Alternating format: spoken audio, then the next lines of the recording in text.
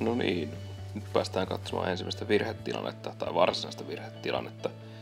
Yksi aamu huomasin, että Lissu oli jäänyt telakan viereen vähän outoon asentoon ja sitten menin katsomaan, niin siellä oli takatörmäystunnistin aktivoitunut.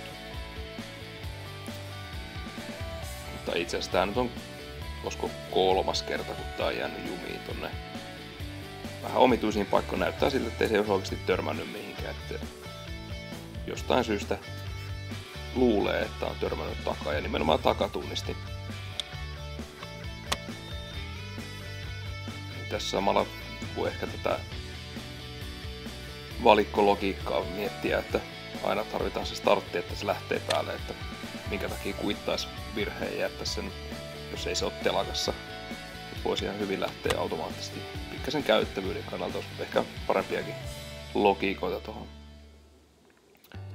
Ilmeisesti akku oli aika lopussa, kun tää oli jäänyt sitten virhetilanteen takia paikalleen, koska tää painui sut suoraan telakkaan lataukseen tämän jälkeen.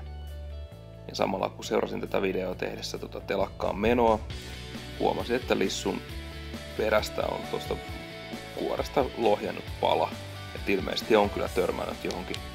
Sitä vaan mietin, että voiko näin kovaa tämmönen mennä, että se tosiaan muovi lohkee, vai onko sitten valmistusvirhettä.